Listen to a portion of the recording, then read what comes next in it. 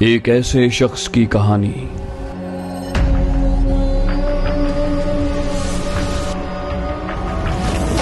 جس نے بھری جوانی میں اپنی جان خطرے میں ڈال دی، صرف اس لیے کہ وطن عزیز پاکستان کو دشمنوں سے محفوظ رکھا جا سکے۔ گمنامی کی زندگی گزارنے والے کراچی کے رہائشی عمر کے اس حصے میں بسد اصرار اس بات پر آمادہ ہوئے کہ اپنی زندگی کے تہلکہ خیز گوشوں سے پردہ اٹھائیں۔ ان کا اصل نام کچھ اور ہے، اس داستان میں انہیں جمال کا نام دیا گیا ہے۔ یہ کہانی ان لوگوں کے لیے سبق ہے جنہیں یہ ملک بغیر کسی جد و جہد کے ملا، جنہوں نے اس ملک کی قدر نہ کی۔ پاک وطن کے جانباز بیٹے کی یہ کہانی کسی بھی سنسنی خیز ناول سے زیادہ دلچسپ ہے۔ پاک وطن کا بہادر بیٹا اس پاک وطن کی خاطر اپنی جان کی بازی لگانے والا محمد عباس ثاقب کے قلم سے نکلی ایک بے مثال کہانی۔ وطن زاد۔ میرے ابو شاذ و نادر ہی غصے میں آتے تھے، اور انہیں غیظ و غضب میں آپے سے باہر ہوتے تو کبھی دیکھا ہی نہ تھا۔ لہٰذا میری بات سنتے ہی محض چند لمحوں میں تیش سے ان کا چہرہ سرخ ہوتے دیکھا تو مجھے سچ مچ حیرت ہوئی۔ تاہم شدید برہمی کے باوجود انہوں نے اپنا لہجہ بگڑنے نہ دیا۔ ان کے سوال میں تپش کی بجائے برف سی یخ بستگی تھی۔ کیا کہا؟ ذرا پھر سے بتانا۔ ان کی برہمی بھانپتے ہوئے میں نے اپنے لہجے میں التجا کا رنگ گہرا کرتے ہوئے بات دہرائی۔ میں انڈیا میں ہونے والی ٹیسٹ سیریز دیکھنے جانا چاہتا ہوں۔ ابو نے لمبا ہنکارا بھرا اور آتش بار نظروں سے مجھے گھورتے ہوئے کہا، اور کتنے دن چلے گا کرکٹ ٹیم کا انڈیا ٹور؟ میں نے ہچکچاتے ہوئے کہا، 3 مہینے۔ ان کی مزاجی کیفیت بھانپتے ہوئے میرے اعتماد کے قلعے کی فصیلیں بھربھرا کر گرنے لگی تھیں۔ ان سے اجازت حاصل کرنا، جسے میں بچوں کا کھیل سمجھے بیٹھا تھا، اب جوئے شیر لانے کے مترادف لگ رہا تھا۔ ابو کی کیفیت ایک ایسے ٹائم بم جیسی لگ رہی تھی جو کسی وقت بھی دھماکے سے پھٹ سکتا تھا۔ ابو نے دانتوں سے چبانے کے انداز میں میرے الفاظ دہرائے، 3 مہینے، پھر سختی سے منہ بھینچ لیا۔ انہوں نے مزید کچھ کہے بغیر اپنا فیصلہ سنا دیا۔ مقدمہ برخاست۔ ابا کے کسی فیصلے پر کوئی سوال اٹھانے کی ہمارے خاندان میں کبھی کسی کو جرأت نہ ہوئی تھی۔ اس لیے نہیں کہ وہ خاندان میں سب سے ذی شعور، مقتدر اور قابل تقلید سمجھے جاتے تھے، بلکہ اس لیے کہ ان کا ہر فیصلہ خواہ کبھی وقتی طور پر غلط بھی لگا ہو، بالآخر درست اور دورست نتائج کا حامل ثابت ہوا تھا۔ یہی وجہ ہے کہ ہماری برادری اور جان پہچان کے لوگ دور دور سے اقبال بھائی سے اپنے کاروباری اور خاندانی مسائل میں مشورہ لینے آتے۔ خود میں نے بھی اپنی 25 سالہ زندگی میں ابو کی منشا کے خلاف قدم اٹھانا تو درکنار، معمولی سے انحراف کی بھی جرأت نہ کی تھی، لیکن اس مرتبہ معاملہ ذرا الگ تھا۔ میں عشق کے ہاتھوں لاچار تھا، وہی عشق جس کی خاطر ہزاروں سال سے ہر زمانے کا مجنوں، رانجھا، فرہاد، مرزا ہنستے کھیلتے موت کو گلے لگاتا آیا ہے۔ فرق صرف اتنا ہے کہ مجھے کسی کافر ادا حسینہ کی بجائے کرکٹ نے دیوانہ بنا رکھا تھا۔ لوگوں کے لیے خواہ یہ محض ایک کھیل رہا ہو، میرے لیے تو زندگی کا سب سے محبوب مشغلہ ہے، بلکہ یوں کہا جائے تو بے جانا ہوگا کہ کرکٹ میرا مقصد حیات تھی۔ میں اپنے علاقے رنچھوڑ لائن کی کرکٹ ٹیم کا بانی اور تاحیات کپتان تھا، اور میری زیر قیادت یہ ٹیم کراچی شہر کے دور دراز علاقوں میں میچ کھیلنے جایا کرتی تھی، جبکہ شہر میں کسی غیر ملکی ٹیم کی آمد پر بھی ہمیشہ ہماری پوری ٹیم ایک ساتھ میچ دیکھنے جایا کرتی، جس کے تمام اخراجات میرے ذمہ ہوتے، جبکہ دوسری طرف سے پاکستان کی قومی کرکٹ ٹیم سے میری جذباتی وابستگی کا یہ عالم تھا کہ میری خوشی اور غم قومی کرکٹ ٹیم کی فتح اور ناکامی سے جڑی ہوئی تھی۔ غرض یہ کہ میرا اٹھنا بیٹھنا، کھانا پینا، سونا جاگنا سب کرکٹ سے منسلک تھا، بلکہ میں تو خوابوں میں بھی خود کو کرکٹ کھیلتے یا پاکستانی ٹیم کو انڈیا کی ٹیم سے دھواں دھار مقابلے کرتے دیکھتا تھا۔ اور جس رات میرے خواب کے اسٹیڈیم میں انڈین ٹیم کے خلاف کانٹے کے میچ میں پاکستانی ٹیم فتح یاب ہوتی تو اگلی صبح میں خوشیوں سے لبریز دل کے ساتھ بیدار ہوا کرتا تھا۔ میں سمجھ گیا کہ اس وقت میری زبان سے اس موضوع پر مزید ایک لفظ بھی نکلا تو میری شامت آ جائے گی، لیکن میں دل کی گہرائیوں میں پیوستہ ارمان سے اتنی آسانی سے کیسے دستبردار ہو جاتا۔ ابو حسب عادت اپنی طرف سے بات ختم کر کے ابن صفی کی جاسوسی دنیا کے تازہ ناول زہریلا آدمی کے مطالعے میں مگن ہو چکے تھے۔ بے ساختہ میرا دل چاہا کہ ان کے ہاتھ سے کرنل فریدی اور کیپٹن حمید کے کارناموں پر مشتمل وہ ناول چھین لوں اور ساتھ ہی حکم صادر کر دوں کہ آج کے بعد نشے کی لت سے زیادہ حاوی ابن صفی کے ناول پڑھنا آپ کے لیے سختی سے ممنوع قرار دیا جاتا ہے، کیونکہ آپ نے میرے لیے دنیا کے سب سے زیادہ سرور بخش شوق کرکٹ کے سب سے سنسنی خیز مقابلے دیکھنے پر پابندی لگا دی ہے۔ لیکن میری سوچ کا یہ سرکش پرندہ خیال کے پنجروں میں ہی پھڑپھڑا کر رہ گیا اور میں چپ چاپ وہاں سے اٹھ کر اپنے کمرے میں آ گیا اور کڑنے میں مشغول ہو گیا۔ ایمانداری کی بات یہ ہے کہ ابو جی کی طرح میں بھی ابن صفی کے قلمی جادو کا اسیر تھا اور اسی مطالعے کی وجہ سے میری لکھنے کی استطاعت بہت کم عرصے میں بہتر ہو گئی تھی۔ تاہم ابن صفی کے ناولوں کے حوالے سے میری اور ابو جی کی پسند الگ الگ تھی، یعنی ابو جی کو صرف کرنل فریدی کے مرکزی کردار والے ناول ہی متاثر کر پاتے تھے، جبکہ میں کئی سال سے علی عمران MSc PhD کا دیوانہ تھا اور اس وقت بھی عمران سیریز کا تازہ ناول بے آواز سیارہ میرے تکیے تلے موجود تھا۔ یہی نہیں، اس زمانے کے ان گنت نوجوانوں کی طرح میں بھی علی عمران کی طرح احمقانہ حرکتوں کی آڑ میں سراغ رسانی کے فقید المثال کارنامے دکھانے کے خواب دیکھا کرتا تھا۔ اب میں ایک بار پھر اس وقت درپیش گمبھیر مسئلے کی طرف آتا ہوں۔ آج کی نسل کے افراد شاید میری کیفیت پوری طرح سمجھ نہ پائیں، کیونکہ انہیں کیبل اور انٹرنیٹ پر دنیا بھر کے کرکٹ مقابلے براہ راست دیکھنے کی سہولت دستیاب ہے، جبکہ میں 1960 کے زمانے کی بات کر رہا ہوں، جب پاکستان میں ٹی وی کی نشریات شروع ہونے میں ابھی کچھ سال باقی تھے، بلکہ کچھ خاص لوگ ہی ٹیلی ویژن نام کی سائنسی ایجاد کے بارے میں تفصیلی معلومات رکھتے تھے۔ لہٰذا براہ راست کرکٹ مقابلے دیکھنے کا ایک ہی طریقہ تھا، اسٹیڈیم پہنچو، ٹکٹ خریدو اور اندر جاؤ۔ پاکستان میں ہونے والے مقابلوں کی ریڈیو کمنٹری سننے کو مل جاتی، بیرونی ممالک سے ریڈیو کمنٹری کا کوئی سلسلہ نہیں تھا۔ میچ کی خبر بھی 1-1.5 دن کے بعد ہی مل پاتی تھی۔ میرے ہندوستان جا کر تمام میچ دیکھنے کے اشتیاق کی یہی وجہ تھی، اسے آپ جنون بھی کہہ سکتے ہیں۔ یہاں یہ بھی وضاحت کرتا چلوں کہ ابو جی کے بے لچک رویے سے میری آزردگی اپنی جگہ، لیکن میں اپنے ابو جی کو دل و جان سے چاہتا تھا اور میرے دل میں ان کا اتنا احترام تھا جسے میں لفظوں میں بیان کرنے سے قاصر ہوں۔ اسی لیے حکم عدولی تو کیا، میں نے کبھی ان کے حکم کی تعمیل میں دانستہ تساہل بھی نہ برتا تھا۔ ان کی دل شکنی کا تو میں کبھی سوچ بھی نہیں سکتا تھا۔ یہی وجہ ہے کہ دل بری طرح اچاٹ ہونے کے باوجود رات کے کھانے کا وقت ہونے پر میں جلدی جلدی منہ ہاتھ دھو کر کھانے کے کمرے میں جانے کی تیاری کرنے لگا۔ عین اسی وقت دروازے پر آہٹ ہوئی۔ میں نے چونک کر دیکھا، امی جان اپنی مخصوص من موہنی مسکراہٹ چہرے پر سجائے کمرے میں داخل ہو رہی تھی۔ میں نے انہیں سلام کیا ہی تھا کہ حیرت کا ایک اور جھٹکا سہنا پڑا۔ امی جان کے پیچھے پیچھے ابو جی بھی دروازے میں دکھائی دیے۔ مجھے ہکا بکا دیکھ کر ابو جی نے شفیق مسکراہٹ کے ساتھ میرا شانہ تھپ تھپایا اور چارپائی پر بیٹھنے کا اشارہ کیا اور خود اپنی اہلیہ کے ساتھ دوسری چارپائی پر براجمان ہو گئے۔ مجھے منتظر پا کر امی جان نے اپنے مخصوص مٹھاس بھرے لہجے میں گفتگو چھیڑی۔ کیوں رے جمال، سنا ہے تو اپنے ابو سے کچھ ناراض ہے؟ یہ سن کر میں چونکا۔ نہیں تو یہ آپ کو کس نے کہہ دیا امی جان؟ کیا آپ مجھ سے ایسی گستاخی کی امید رکھ سکتی ہیں؟ میرے سوال کا جواب ابو جی نے دیا۔ بولے، اولاد کے دل کا حال جاننے کے لیے والدین کو پوچھنے کی ضرورت نہیں ہوتی بیٹا۔ میں جانتا ہوں میرے حامی نہ بھرنے سے تمہیں دکھ پہنچا ہے، کیونکہ تم یہ کرکٹ مقابلے دیکھنے کے لیے بری طرح اتاولے ہو رہے ہو۔ میں نے زبردستی مسکرانے کی کوشش کی، کہا کوئی بات نہیں ابو جی، میں ریڈیو کمنٹری سن لوں گا۔ ویسے بھی تو امی جان نے میری بات کاٹتے ہوئے کہا، کوئی بات کیسے نہیں؟ کیا تمہیں اپنے دل کی خواہش پوری کرنے کا کوئی حق نہیں؟ تم کون سا روز روز اپنے ماں باپ سے فرمائشیں کرتے ہو؟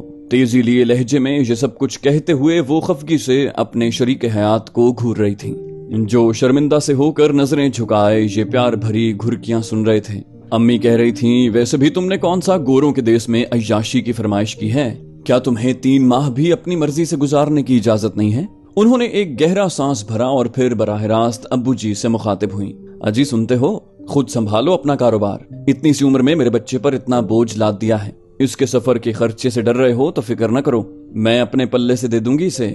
آپ کا کوئی حرج ہو تو وہ بھی مجھ سے وصول کر لینا۔ ابو جان بولے، ارے نیک بخت، ناراض کیوں ہوتی ہے؟ جب تجھے اپنے لاڈلے سے پورے 3 ماہ کی جدائی گوارا ہے تو میں کون ہوتا ہوں اعتراض کرنے والا؟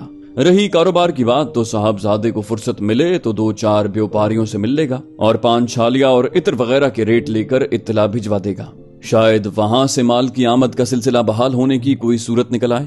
امی جان نے ان کی بات مکمل ہونے کا تو انتظار کیا، لیکن پھر فوراً ہی ابو جی پر چڑھائی کر دی۔ बोली हाँ, इजाजत भी दोगे तो अपना मफाद देख कर। ये वहां तफरी करेगा या तुम्हारे कारोबार का रास्ता हमवार करेगा। अब्बू जान बोले, ऐसा नहीं है शमीम बेगम, यकीन करो मैं तो इसे इजाजत देने की नीयत से ही तुम्हारे साथ आया था। इसके आजुर्दा होकर आने से मेरे दिल को धचका लगा। फिर याद आया कि इसे क्रिकेट का ये शौक मेरी वजह से ही तो है। ये सुनकर अम्मी जान ने बेयकीनी से उन्हें देखा। मैं समझी नहीं। अबू जान बोले, याद है ना कि 8 साल पहले मैं जमाल को पहली बार अपने साथ इंडिया ले गया था। अम्मी बोली, बिल्कुल याद है।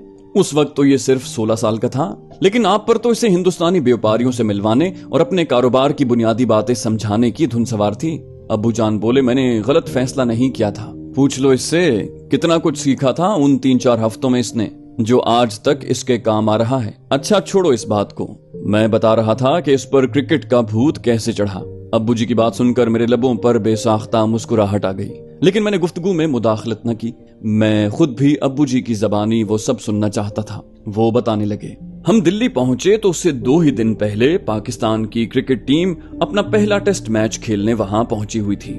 मकामी बाशिंदों में इस हवाले से काफी जोशो खरोश था।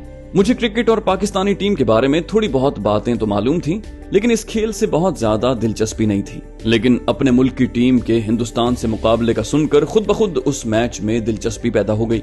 मुझसे गलती ये हुई कि मैंने अपनी बात के नतीजे पर ज्यादा ध्यान दिए बगैर बातों बातों में कह दिया कि मुकाबला कांटे का होगा और हो सकता है हमारी टीम हिंदुस्तान को हरा ही दे। अम्मी जान अब इंतहाई इन्हिमाक से उनकी बातें सुन रही थी, बल्कि मैं वाज़ेह तौर पर महसूस कर रहा था कि उन्हें अब्बू जी का तवक्कुफ करना गिरा गुजर रहा है। अब्बू की बात जारी रही।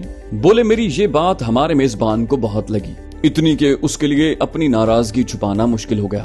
दरअसल पाकिस्तान बने उन दिनों चंद ही साल हुए थे और वहाँ के लोगों, खुसूसन हिंदू अक्सरियत में पाकिस्तान और पाकिस्तानियों के हवाले से खासे गम और गुस्से के जज्बात मौजूद थे। वहाँ के व्यापारी मेरे जैसे पाकिस्तानी खरीदारों से लेन देन तो जरूर करते थे, लेकिन हमसे और हमारे नए मुल्क से बुग़्ज़ वो कोशिश के बावजूद नहीं छुपा पाते थे और पाकिस्तान की तहकीर का कोई मौका जाया नहीं करते थे। मैंने सर हिलाकर उनकी तायद की। उनकी तवज्जो लम्हा भर के लिए भटकी, लेकिन वो फौरन ही दोबारा यकसू हो गए। बोले, बदकिस्मती से दिल्ली में होने वाले उस पहले टेस्ट मैच में पाकिस्तानी टीम की कारकर्दगी मेरी तवक्को के बिल्कुल उलट बहुत ही मायूस कुन रही। मुझे उस वक्त क्रिकेट की इतनी गहरी समझ नहीं थी, लेकिन उन सब लोगों ने खुशी से कह लगाते हुए जब हिकारत से बताया कि पाकिस्तान की टीम 2 बारियों में भी इतनी दौड़े न बना सकी जितनी हिंदुस्तानी टीम ने अपनी एक बारी में बना डाली थी, तो मुझे वाकई शर्मिंदगी का एहसास हुआ। इस मौके पर मैंने मुदाखलत मुनासिब समझी। कहा, इंडियन टीम ने पहले बैटिंग करते हुए पहली इनिंग्स में 372 रन बनाए थे, जिसके जवाब में पाकिस्तानी टीम पहली इनिंग्स में 150 पर और फॉलो ऑन के बाद दूसरी इनिंग में 152 रन पर ढेर हो गई और एक इनिंग्स और 70 रन की बर्तरी से इंडिया वो टेस्ट मैच जीत गया। पहली इनिंग्स में सिर्फ हनीफ मोहम्मद ने 50 बनाई थी, दूसरी इनिंग्स में इम्तियाज अहमद और कारदार 40-40 रन बना सके थे। इस पर अब्बू जी ने कहा, तफसील तो तुम्हें मालूम होगी, मुझे तो ये याद है कि सब छोटे बड़े लाले रात भर पीते पिलाते और जश्न मनाते रहे थे और नशे में धुत होकर हमारा और हमारे मुल्क का मजाक उड़ाते रहे थे। अब्बू जी के लहजे में अजियत की झलक नुमाया थी। मैंने धीमे लेकिन ठोस लहजे में कहा, आपने मुझे न रोका होता तो उस रात 1-2 का तो सर तोड़ देता। अब्बू जी ने असबात में सर हिलाते हुए बात आगे बढ़ाई। बोले, तो हमें उस रोज एक तो पाकिस्तानी क्रिकेट टीम के दौरा हिंदुस्तान का पता चला और दूसरा शिद्दत से ये एहसास हुआ कि 2 कट्टर हरीफ मुल्कों के दरमियान खेल में हार जीत इन मुल्कों के बाशिंदों के लिए इज्जत और जिल्लत का मसला बन सकती है। मैंने बेसब्री से टुकड़ा लगाया और अगला मैच भी चंद दिन के बाद ही होने वाला था, लेकिन अब्बू जी ने बदमज़गी से मेरी तरफ देखा तो मैंने बात अधूरी छोड़ दी। उन्होंने बात जारी रखी। बोले, वो लोग अगले 2 दिन तक बात बेबात उस मैच का जिक्र निकाल कर हमारा मजाक उड़ाते रहे। जब मुझे पता चला कि 3-4 दिन बाद एक और मैच होने वाला है तो मैंने जल्द से जल्द सौदा निपटाने और वहां से खिसकने की कोशिश की, लेकिन मुझे लगा कि वो लोग जानबूझकर मामला बेबाक करने में आनाकानी कर रहे हैं। मैंने आजिज़ी और इश्तियाक से भरपूर लहजे में इल्तिजा की, अब्बू जी नाराज ना हो तो आगे मैं बताऊं। कदर तवक्कुफ के बाद उन्होंने असबात में गर्दन हिलाई। मैंने कहना शुरू किया। अगला टेस्ट लखनऊ में था, जिसके पहले दिन सुबह होते ही हमारे मेजबान पूर्णिमा मर्चेंडाइजिंग के मालिक श्री प्रतीक यादव ने अपना 30 सेर वजनी रेडियो बड़े एहतमाम से दफ्तर के वस्त में सबसे बड़ी मेज पर रखवा दिया और उसके गिर्द कुर्सियां और मूंढे रखवा दिए। मैंने देखा कि अब्बू जी बगौर मेरी बातें सुन रहे हैं और उनके तासुरात से गहरी दिलचस्पी भी जाहिर हो रही है। ये जानकर मेरा हौसला बढ़ा और मैंने गुफ्तगू को आगे बढ़ाया। कहा, प्रतीक यादव जी ने हमारी बेचारगी का पूरा मजा लेने के लिए हम दोनों के मूंढे रेडियो के बिल्कुल करीब लगवाए थे। लखनऊ के यूनिवर्सिटी ग्राउंड में मैच शुरू हुआ तो टॉस हिंदुस्तानी कप्तान लाला अमरनाथ ने जीता और पाकिस्तानी कप्तान अब्दुल हफीज कारदार को पहले गेंद करने की दावत दी। इस मरहले पर अब्बू जी बेसाख्ता बोल उठे। मुझे याद है उस वक्त यादव ने कहकहा लगाकर कहा था, लो महाशय जी, लगता है दोबारा से पूरी एक बारी से हारेगी तुम्हारी पाकिस्तान की टीम। जाहिर है पहले टेस्ट में हमारी टीम ने बुरी तरह मार खाई थी। उसकी रोशनी में हम उसकी बात को रद्द भी नहीं कर सकते थे। जमाल, आगे तुम बताओ, मुझे ये नाम वगैरह याद नहीं है। मैंने बात दोबारा शुरू की। कहा, नामवर गेंदबाज खान मोहम्मद अनफिट थे और उनकी जगह एक नए फास्ट बॉलर महमूद हुसैन को खिलाया गया, जिनकी पहली ही गेंद की रफ्तार इतनी तेज थी कि हिंदुस्तानी ओपनर पंकज रॉय ने घबराकर लेग पर एक आसान कैच उछाल दिया, लेकिन बदकिस्मती से वकार हसन से वो कैच छूट गया। मैंने ठहर कर अपने वालिदैन के तासुरात का जायजा लिया। अम्मी जान के चेहरे पर तशवीश के आसार देखे तो यकीन हुआ कि वो इस किस्से में सचमुच दिलचस्पी ले रही हैं। मैंने बात आगे बढ़ाई। कैच छूटने से इतनी अहम विकेट जाया होने के बावजूद महमूद हुसैन और कप्तान कारदार ने काफी जारहाना अंदाज में गेंदबाजी की, लेकिन भारत के दोनों इब्तिदाई बल्लेबाज बहुत तजुर्बाकार थे। वो मजीद खतरा मोल लिए बगैर पाकिस्तानी तेज गेंदबाजों को एहतियात से खेलते गए।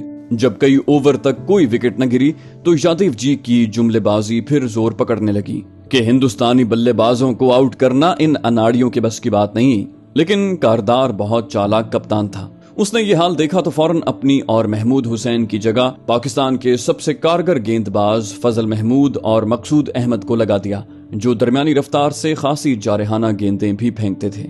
मैं अपने तई सस्पेंस पैदा करने को खामोश हुआ और अपनी कोशिश में कामयाब भी रहा। इससे पहले कि माँ बाप में से कोई झाड़ खिलाता, मैंने मैच का अहवाल दोबारा बताना शुरू किया। मकसूद अहमद ने, जो बाद में अपनी जारहाना बल्लेबाजी और छक्के लगाने की आदत की वजह से मैरी मैक्स के नाम से मशहूर हुए, आते ही काम दिखाया और उनकी अचानक अंदर आती हुई एक गेंद ने दत्ताजी राव गायकवाड़ की विकेट उड़ा दी। मैंने रुककर बुजुर्ग जोड़े के तासुरात का जायजा लिया और फिर बात आगे बढ़ाई। यादव जी और उनके साथियों को झटका तो लगा, लेकिन उन्होंने उसे इत्तेफाकी कामयाबी करार दिया और आने वाले बल्लेबाज गुल मोहम्मद की शान में कसीदे पढ़ने लगे, जो इत्तेफाक से पाकिस्तानी ओपनर हनीफ मोहम्मद के भाई और मंझे हुए ऑलराउंडर थे। लेकिन उस रोज मकसूद अहमद शायद कुछ ठान कर आए थे। उन्होंने गुल मोहम्मद को रन्स का खाता खोलने ही न दिया और एक ही शानदार इन स्विंगर पर LBW करके पवेलियन वापस भेज दिया। यादव जी कुछ परेशान थे, लेकिन नए खिलाड़ी विजय मंजरेकर का नाम सुनते ही उसकी बातें खिल गईं। बड़े फख्र से बताया कि विजय ने पिछले साल इंग्लैंड में ट्रूमैन, बेट्सर और जिम लेकर जैसे गेंदबाजों की पिटाई लगाकर अपने पहले ही टेस्ट में सेंचुरी बनाई थी। उस वक्त मुझे अपने हिजान पर काबू पाने के लिए एक गिलास पानी हलक से उतारना पड़ा। इस दौरान वो तहम्मुल से इंतजार करते रहे। मैंने बात जारी रखी। यादव जी अभी विजय मंजरेकर की तारीफ के डोंगरे बरसाने में मसरूफ थे कि फजल महमूद ने एक इन स्विंगर पर उसकी विकेटें बखेर दी। वो सिर्फ 3 रन बना सका। फिर फजल महमूद ने अगले बैट्समैन गोगोमल किशन चंद को भी 0 पर LBW करके वापस भेज दिया। सिर्फ 22 रन पर 4 तजुर्बाकार बल्लेबाज आउट। ये सूरत हाल देखकर लाला जी की तो सुट्टी गुम हो गई। अब वो हमसे आंखें चुराकर खामोशी से कमेंट्री पर तवज्जो देने का नाटक कर रहे थे। लेकिन फिर पाकिस्तानी गेंदबाजों ने किसी को ज्यादा देर टिकने न दिया। पंकज रॉय ने पोली अमरिगर के साथ मिलकर इनिंग संभालने की कोशिश की तो कारदार ने गेंद करने के लिए तड़पते महमूद हुसैन को बुलाया, जिसने बर्क रफ्तारी से गेंद करवाते हुए पहले अमरिगर, फिर लाला अमरनाथ जैसे घाघ बल्लेबाज और जोशी को पवेलियन वापस भेज दिया। इससे पहले फजल महमूद क्रीज पर अटके हुए पंकज रॉय को ठिकाने लगा चुका था। हीरालाल गायकवाड़ और गुल मोहम्मद की विकेटें भी उसी के हिस्से में आईं। अपनी तीसमार खान टीम को यूं सिर्फ 106 रन पर ढेर होते देखकर यादव जी के मुंह पर तो जैसे ताले पड़ गए। उस पर सितम ये हुआ कि जब पाकिस्तान की बारी आई तो नजर मोहम्मद और हनीफ मोहम्मद ने ऐसी जमकर बल्लेबाजी की कि हिंदुस्तानी गेंदबाजों की हिम्मत तोड़ दी। हनीफ मोहम्मद तो खैर बिलाखिर आउट हो गए, लेकिन नजर मोहम्मद तो अपनी टीम का आखिरी खिलाड़ी आउट होने के बाद भी नॉट आउट वापस लौटे। पाकिस्तान 331 रन बनाकर 225 रन की बर्तरी हासिल कर चुका था। मैंने अब्बू जी के चेहरे पर मौजूद फातिहाना मुस्कुराहट देखी तो उन्हें बात आगे बढ़ाने का मौका दिया। उन्होंने गहरी सांस लेकर कहा, مجھے تو کرکٹ سے زیادہ لالا پرتیک یادیو اور اس کے چمچوں کی حالت دیکھ کر مزہ آ رہا تھا۔ یوں لگ رہا تھا جیسے ہر روز نئے سرے سے ان کی ماں مر رہی ہو۔ پھر جب فضل محمود نے اس نئے لڑکے محمود حسین کے ساتھ مل کر پھر سے ہندوستانی فن خانوں کی دھجیاں بکھیرنا شروع کی تو ان کی جان گلے میں آ گئی۔ آخرکار پاکستانی ٹیم نے میزبان ٹیم کو اس سے بھی زیادہ بری طرح ہرا دیا جس طرح وہ پہلے میچ میں خود ہارے تھے۔ میں نے کہا ہاں، صرف لالا امرناتھ اٹکے تھے، وہ بھی اس لیے کہ ذوالفقار علی نے محمود حسین کی گیند پر ان کا آسان کیچ چھوڑ دیا تھا۔ ابو جی نے میری بات پر تائید میں سر ہلایا اور اپنی اہلیہ سے مخاطب ہوئے، تو نیک بخت، اس طرح تمہارے لاڈلے کو کرکٹ کا شوق چڑھا تھا جو رفتہ رفتہ جنون بن گیا۔ سچی بات تو یہ ہے کہ خود مجھے بھی اس کے بعد سے کرکٹ سے دلچسپی ہو گئی تھی اور پاکستان کے وہ سیریز ہارنے پر بہت افسوس بھی ہوا۔ شکر ہے تب تک ہم واپس آ گئے تھے، ورنہ یادیو ہمارا بہت مذاق اڑاتا۔ میں نے کہا فکر نہ کریں ابو جی، اس بار پاکستانی ٹیم زیادہ تجربہ کار ہے، انشاءاللہ اس بار ہندوستان کو بری طرح شکست دے گی ہماری ٹیم۔